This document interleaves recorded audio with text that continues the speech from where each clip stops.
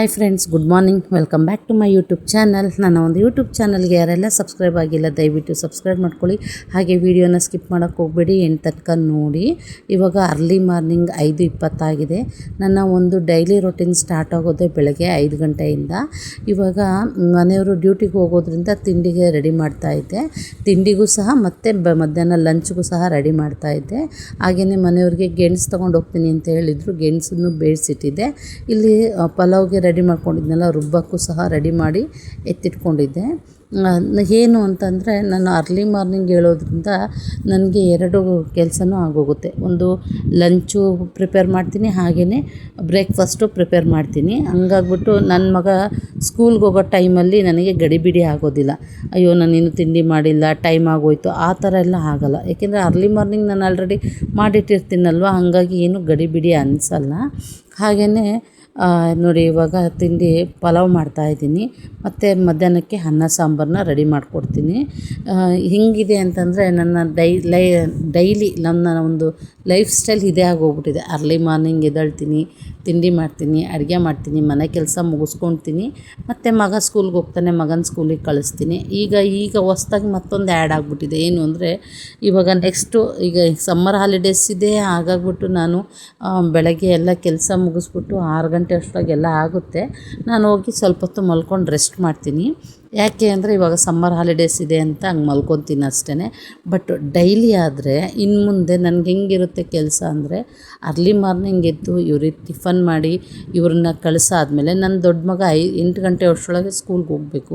ಅವನಿಗೆ ಸ್ಕೂಲ್ಗೆಲ್ಲ ರೆಡಿ ಮಾಡಿ ಕಳಿಸಿ, ಈಗ ಮತ್ತೆ ಹ್ಯಾಡ್ ಆಗಿರೋದು ಅಂದರೆ ನನ್ನ ಚಿಕ್ಕ ಮಗನೂ ಈ ವರ್ಷದಿಂದ ಸ್ಕೂಲ್ಗೆ ಹೋಗ್ತಾನೆ. ಅವನು ಸಹ ಫ್ರೆಶ್ ಅಪ್ ಮಾಡಿ ಅವನಿಗೆ ತಿನ್ನಿಸಿ ಅವನು ರೆಡಿ ಮಾಡಿ ಅವನನ್ನು ಸ್ಕೂಲಿಗೆ ಬಿಟ್ಟು ಬರಬೇಕು. ಇವೆಲ್ಲ ಕೆಲಸ ಮಾಡ್ಕೋಬೇಕು ಅಂದರೆ ನಾನು ಅರ್ಲಿ ಮಾರ್ನಿಂಗ್ ಎದ್ರೇ ಎಲ್ಲ ಕೆಲಸ ಆಗುವಂಥದ್ದು. ಈಗ ಸಮ್ಮರ್ ಹಾಲಿಡೇಸ್ ಇರೋದ್ರಿಂದ ಮಲ್ಕೊಳ್ತಾ ಇದ್ದೀನಿ, ಕೆಲಸಗಳು ಲೇಟ್ ಆಗ್ತಾಯಿದೆ ಅಷ್ಟೇ. ಇವಾಗ ನೋಡಿ, ನಾನು ಅರ್ಲಿ ಮಾರ್ನಿಂಗ್ ಹೇಳೋದ್ರಿಂದ ನನಗೊಂಥರ ಖುಷಿ ಇದೆ. ಯಾಕೆ ಅಂತಂದರೆ ಫ್ರೆಶ್ ಆಗಿರ್ತೀವಿ, ಮೈಂಡ್ ಫ್ರೆಶ್ ಇರುತ್ತೆ, ವಾತಾವರಣ ಸೈಲೆಂಟಾಗಿರುತ್ತೆ, ಯಾರ್ದು ಸೌಂಡ್ ಇರಲ್ಲ, ಎಂಥದ್ದು ಇರಲ್ಲ, ಗಡಿಬಿಡಿ ಇರಲ್ಲ. ನನಗೆ ಬೆಳಗ್ಗೆ ಟೈಮ್ ಆಗುತ್ತೆ, ಲೇಟ್ ಆಗುತ್ತೆ ತಿಂಡಿ ಮಾಡೋದು ಅನ್ನೋದು ಏನೂ ಇರಲ್ಲ. ನಾನು ಸಮಾಧಾನವಾಗಿ ಮಾಡ್ಕೊಂಡು ಹೋಗ್ತೀನಿ. ಯಾಕೆಂದರೆ ರಾತ್ರಿ ಎಲ್ಲ ರೆಡಿ ಮಾಡಿಟ್ಟಿರ್ತೀನಿ, ಏನು ಮಾಡಬೇಕು ಬೆಳಗ್ಗೆ, ಏನು ತಿಂಡಿಗೆ ಅಂತ ಎಲ್ಲ ಪ್ರತಿಯೊಂದು ರೆಡಿ ಮಾಡಿಟ್ಟಿರೋದ್ರಿಂದ ಬೆಳಗ್ಗೆ ಎದ್ಬಿಟ್ಟು ಕೂಲಾಗಿ ನಾನು ತಿಂಡಿ ಮತ್ತು ಲಂಚ್ನ ರೆಡಿ ಮಾಡಿ ಕಳಿಸ್ತೀನಿ. ನನಗೆ 5 ಗಂಟೆಗೆ ಹೇಳೋದು ಸ್ವಲ್ಪ ಕಷ್ಟ ಅನಿಸ್ತಿತ್ತು ಮೊದಲು. ಯಾಕೆಂದರೆ ಲೇಟಾಗಿ ಎದ್ದು ಅಭ್ಯಾಸ ಆಗಿಬಿಟ್ಟು ಮದುವೆಗಿಂತ ಮುಂಚೆ. ಈಗ ಮದುವೆ ಆದಮೇಲೆ ಫಸ್ಟು ಸ್ಟಾರ್ಟಿಂಗಲ್ಲಿ ಕಷ್ಟ ಆಯಿತು, ಇಷ್ಟು ಬೇಗ ಹೇಳ್ಬೇಕಾ, ಅಷ್ಟು ಬೇಗ ತಿಂಡಿ ಮಾಡಬೇಕಾ ಅಂತ. ಬಟ್ ಅದನ್ನು ಮಾಡೋಕ್ಕೆ ಸ್ಟಾರ್ಟ್ ಮಾಡಿದ್ಮೇಲೆ ನನಗೆ ಅದ್ರಲ್ಲಿ ಖುಷಿ ಇದೆ. ಯಾಕೆಂದರೆ ಅರ್ಲಿ ಮಾರ್ನಿಂಗ್ ಇದ್ಬಿಟ್ಟು ತಿಂಡಿ ಮಾಡೋದ್ರಿಂದ ಒಂಥರ ನಮಗೂ ಖುಷಿ, ಮೈಂಡ್ ಫ್ರೆಶ್ ಇರುತ್ತೆ, ಬೇಗ ಕೆಲಸ ಆಗುತ್ತೆ ಅನ್ನೋದೊಂದು ಖುಷಿ ಇರುತ್ತೆ. ಹಾಗೆಯೇ ಕಷ್ಟ ಅನಿಸಿದ್ರೂ ಯಾಕೆ ಮಾಡ್ತೀವಿ ಅಂತಂದರೆ, ಈಗ ನಮ್ಮ ಒಂದು ಸಂಸಾರಕ್ಕೋಸ್ಕರ ನಮ್ಮ ಮನೆಯವರು, ನಮ್ಮ ಮಕ್ಕಳು, ನನ್ನ ಹೆಂಡತಿ ಅಂತ ಅವರು ಕಷ್ಟಪಟ್ಟು ದುಡಿಯೋದಕ್ಕೆ ತಾನೇ ಅವರು ಹೋಗ್ತಾ ಇರೋದು. ಅವ್ರಿಗೋಸ್ಕರ ಒಂದು ಡಿನ್ನರು, ಒಂದು ಲಂಚ್ ಮಾಡೋದ್ರಲ್ಲಿ ಏನೂ ತಪ್ಪಿಲ್ಲ ಅಲ್ವಾ. ನಾವು ಎದ್ದು ಮಾಡಲೇಬೇಕು, ಏಕೆಂದರೆ ಅದು ನಮ್ಮ ಕರ್ತವ್ಯ. ಈಗ ಅವ್ರ ಕರ್ತವ್ಯ ಅಂದ್ಬಿಟ್ಟೆ ತಾನೇ ಅವ್ರು ಡ್ಯೂಟಿಗೆ ಹೋಗೋದು. ನಾನು ನನ್ನ ಮಕ್ಕಳು, ನನ್ನ ಹೆಂಡ್ತಿನ ನಾನು ಸಾಕಬೇಕು ಅಂತಲೇ ತಾನೇ ಅವರೂ ಡ್ಯೂಟಿಗೆ ಹೋಗೋದು. ಅವರು ಅಲ್ಲೋಗಿ ಕಷ್ಟಪಡ್ತಾರೆ, ನಾವು ಮನೇಲಿ ಕಷ್ಟಪಡ್ತೀವಿ ಅಲ್ವಾ. ಈಗ ಅವ್ರು ನಮಗೋಸ್ಕರ ಕಷ್ಟಪಡೋದ್ರಿಂದ ನಾವು ಅವ್ರಿಗೇನಾದರೂ ಒಂದು ಸ್ವಲ್ಪ ಹೆಲ್ಪ್ ಮಾಡಲೇಬೇಕು. ಮಾಡಲಿಲ್ಲ ಅಂದರೆ ಪಾಪ ಅವ್ರಿಗೆ ತುಂಬಾ ಕಷ್ಟ ಆಗುತ್ತೆ. ಇವಾಗ ನಾನು ಎದ್ಬಿಟ್ಟು ಸ್ವಲ್ಪ ಅವರಿಗೆ ಬೆಳಗ್ಗೆ ಲಂಚು ಮತ್ತು ಬ್ರೇಕ್ಫಾಸ್ಟ್ ಮಾಡಿಕೊಡೋದ್ರಿಂದ ಅವ್ರು ಅಲ್ಲಿ ಹೋಗ್ಬಿಟ್ಟು ಆರಾಮಾಗಿ ಮನೆ ಊಟನೇ, ಮನೆ ತಿಂಡಿನೇ ತಿನ್ಕೋಬೋದು. ಈ ಕ್ಯಾಂಟೀನಲ್ಲೆಲ್ಲ ತಿನ್ನಬೇಕು ಅಂದರೆ 1 ಡೇ ತಿನ್ಬೋದು, 2 ಡೇಸ್ ತಿನ್ಬೋದು, ಅಟ್ಲೀಸ್ಟ್ ಒಮ್ಮಮ್ಮ ಅಂದರೆ 1 ವೀಕ್ ತಿನ್ಬೋದು. ಆಮೇಲೆ ತಿನ್ನೋದಕ್ಕೆ ಕಷ್ಟ ಆಗುತ್ತೆ, ಯಾಕೆಂದರೆ ಅವ್ರಿಗೇನೋ ಹಿಂಸೆ ಅನಿಸುತ್ತೆ. ಹಂಗಾಗ್ಬಿಟ್ಟು ಬೆಳಗ್ಗೆನೇ ನಾನು ಸ್ವಲ್ಪ ತಿಂಡಿ ಊಟ ಮಾಡಿ ಕೊಟ್ಬಿಟ್ರೆ ಅವ್ರಿಗೂ ಒಂಥರ ಖುಷಿ ಇರುತ್ತೆ, ಮನೆ ಊಟ ತಿಂತಾಯಿದ್ದೀನಿ ಅನ್ನೋ ಒಂದು ಖುಷಿ ಇರುತ್ತೆ. ಪಾಪ ಅವ್ರು ನಮಗೆ ಕಷ್ಟಪಡೋದ್ರಿಂದ ನಾವು ಅವರಿಗೆ ಮಾಡಿಕೊಡೋದ್ರಲ್ಲಿ ಏನೂ ತಪ್ಪಿರಲ್ಲ. ನಾವು ಮಾಡಲೇಬೇಕು, ಅದು ನಮ್ಮ ಒಂದು ಡ್ಯೂಟಿ ಅಲ್ವಾ. ಅವರು ಅಷ್ಟೇ, ನಮ್ಮ ಕರ್ತವ್ಯ ಅಂತಲೂ ಅವರು ಡ್ಯೂಟಿಗೆ ಹೋಗೋದ್ರಿಂದ ಇದು ನಮ್ಮ ಒಂದು ಕರ್ತವ್ಯ, ನಾವು ಮಾಡಲೇಬೇಕು ಅಲ್ವಾ. ಹಂಗಾಗಿ ನಾವು ಮಾಡುವಂಥದ್ದು ಅಷ್ಟೇ. ನೋಡಿ, ಇವಾಗ ತಿಂಡಿ ಎಲ್ಲ ರೆಡಿ ಮಾಡ್ಕೊಳ್ಳೋ ಅಷ್ಟರೊಳಗೆ 5:30 ಆಗೋಯ್ತು. ವಿಷಲ್ ಹಾಕೋದನ್ನೇ ಕಾಯ್ತಾ ಇದ್ದೆ, ಯಾಕೆಂದರೆ ಟೈಮ್ ಆಗಿಬಿಟ್ರೆ ನಮ್ಮ ಮನೆಯವ್ರು ಕಾಯಲ್ಲ. ಏನಂತಾರೆ ಅಂದರೆ ಬಸ್ಸು ನಮ್ಮನ್ನು ಕಾಯಬಾರ್ದು, ನಾವು ಬಸ್ಸನ್ನು ಕಾಯಬೇಕು ಅಂತ ಹೇಳ್ತಾರೆ. ಯಾಕೆ ಅಂತಂದರೆ ಅವರೊಂದು ರೂಲ್ಸು, ಆ ಬಸ್ಸು ಇನ್ನೊಂದು 3-4 ನಿಮಿಷದಲ್ಲಿ ಬರುತ್ತೆ ಅನ್ನೋಕ್ಕಿಂತ ಮುಂಚೆನೇ ಅವ್ರು ಹೋಗಿ ಆ ಸ್ಟಾಪಲ್ಲಿ ನಿಂತ್ಕೋಬೇಕು. ಯಾಕೆಂದರೆ ನನಗೋಸ್ಕರ ಬಸ್ ಕಾಯಬಾರ್ದು, ನಾನು ಬಸ್ ಕಾಯಬೇಕು. ಯಾಕೆಂದರೆ ಬಸ್ಸಲ್ಲಿರುವಂಥ ಎಂಪ್ಲಾಯೀಸ್ಗೆ ನನ್ನ ಕಡೆಯಿಂದ ತೊಂದರೆ ಆಗಬಾರ್ದು ಅನ್ನೋ ಒಂದು ರೂಲ್ಸ್ ಅವ್ರದ್ದು.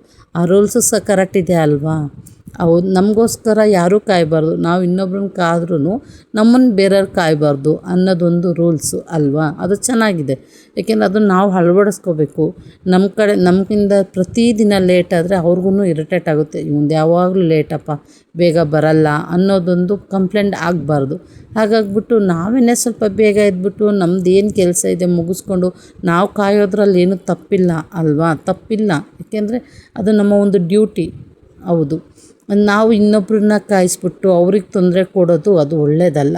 ಹಾಗಾಗ್ಬಿಟ್ಟು ನಮ್ಮ ಮನೆಯವ್ರು ಏನು ಮಾಡ್ತಾರೆ ಅಂದರೆ, ಸ್ವಲ್ಪ ಒಂದು 3 ನಿಮಿಷ 5 ನಿಮಿಷನೇ ಆಗಿರಲಿ, ಬೇಗನೆ ರೆಡಿ ಆಗಿಬಿಟ್ಟು ಹೋಗಿ ಅಲ್ಲಿ ವೆಯ್ಟ್ ಮಾಡ್ತಾರೆ. ಅವ್ರದ್ದು ಅದೊಂದು ಗುಡ್ ಹ್ಯಾಬಿಟ್ಟು. ಅವರು ನಮ್ಮ ಥರ ಎಲ್ಲ ಮಾಡಲ್ಲ. ಅವರು ಪಟ್ ಅನ್ನಂಗೆ ಅವ್ರದ್ದು ಏನು ಕೆಲಸ ಇರುತ್ತೆ ಪ್ರತಿಯೊಂದನ್ನು ಅವ್ರು ಮಾಡ್ಕೊಂಡು ಹೋಗ್ತಾರೆ. ಹಂಗಾಗಿ ಖುಷಿ ಅನಿಸುತ್ತೆ. ಯಾರ ಮೇಲೂ ಡಿಪೆಂಡ್ ಆಗೋಲ್ಲ ನಮ್ಮ ಮನೆಯವರು. ಅವ್ರದ್ದು ನಾನು ತಿಂಡಿ ಮಾಡಿಕೊಟ್ಟಿಲ್ಲ ಅಂತ ಅಂದ್ರೂ ಅವರೇ ಮಾಡ್ಕೊಳ್ಳೋ ಅಂಥ ಒಂದು ಕೆಪಾಸಿಟಿ ಅವ್ರಿಗಿದೆ. ಹಂಗಾಗ್ಬಿಟ್ಟು ಅವ್ರು ಯಾರನ್ನೂ ಕಾಯಲ್ಲ, ನೀವು ಮಾಡಿಕೊಡಿ ಅಂತಲೂ ಹೇಳಲ್ಲ. ಆ ಥರದವ್ರು ಅವರು. ನೋಡಿ ಇವಾಗ ಅವರು ಹೊರಟರು, ಡ್ಯೂಟಿಗೆ ಹೊರಟಿದ್ದಾರೆ. ಇನ್ನೇನು ಮಗನೂ ಎದ್ಬಿಟ್ಟ. ಅವನು ರೆಡಿ ಆಗಿಬಿಟ್ಟು ಇವಾಗ ಅವನಿಗೆ ವಾಟ್ರ್ ಬಾಟ್ಲು ತುಂಬಿಕೊಡ್ತಾ ಇದ್ದೀನಿ. ಯಾಕೆಂದರೆ ಅವನು ಫಿಟ್ನೆಸ್ಗೆ ಹೋಗೋದ್ರಿಂದ ಬಾಟ್ಲು ಅದನ್ನೆಲ್ಲ ರೆಡಿ ಮಾಡಿ ಕಟ್ಟಿ ಕಳಿಸ್ತೀನಿ. ಅವನು ಇವಾಗ ಇನ್ನೇನು ಹೊರಡ್ತಾನೆ. ನೋಡಿ ಅಷ್ಟರೊಳಗೆ ನನ್ನ ಚಿಕ್ಕ ಮಗನೂ ಎದ್ದಿದ್ನಲ್ವ, ಅವನ್ನ ಇವಾಗ ಹೋಗಿ ಮಲಗಿಸ್ಬಿಟ್ಟು ಆಮೇಲೆ ನನ್ನ ಕೆಲಸನ ನಾನು ಸ್ಟಾರ್ಟ್ ಮಾಡ್ಕೊಳ್ಳೋ ಅಂಥದ್ದು.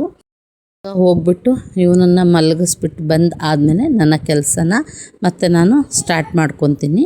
ಇವತ್ತಿನ ವಿಡಿಯೋ ನಿಮಗೆಲ್ಲ ಇಷ್ಟ ಆಗಿದೆ ಅಂತ ಅಂದ್ಕೊತೀನಿ. ಇಷ್ಟ ಆಗಿದ್ದರೆ ಪ್ಲೀಸ್ ಲೈಕ್ ಮಾಡಿ, ಶೇರ್ ಮಾಡಿ, ಕಮೆಂಟ್ ಮಾಡಿ. ಆದರೆ ಸಬ್ಸ್ಕ್ರೈಬ್ ಆಗೋದು ಮಾತ್ರ ಮರಿಬೇಡಿ. ಮತ್ತು ಇದೇ ಥರದ ವಿಡಿಯೋದಲ್ಲಿ ಮತ್ತೆ ಸಿಗ್ತೀನಿ. ಅಲ್ಲಿ ತನಕ ಟೇಕ್ ಕೇರ್, ಬಾಯ್ ಬಾಯ್. ಲೈಕ್ ಮಾಡಿ, ಕಮೆಂಟ್ ಮಾಡಿ, ಸಬ್ಸ್ಕ್ರೈಬ್ ಮಾಡಿ. ಇನ್ನೊಂದು ಸಿಗ್ತೀನಿ. ಟೇಕ್ ಕೇರ್, ಬಾಯ್ ಬಾಯ್.